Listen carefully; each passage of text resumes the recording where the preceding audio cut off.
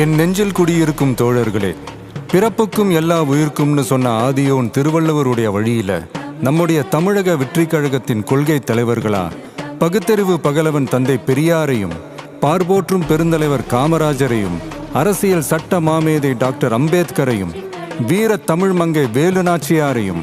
மக்கள் சேவகர் அஞ்சலை அம்மாளையும் நம்முடைய அரசியல் வழிகாட்டிகளா ஏற்று சாதி மத பாலின பாகுபாடு இல்லாத சமத்துவ சமுதாயத்தை உண்டாக்க மதச்சார்பற்ற சமூக நீதி கொள்கைகள், அதாவது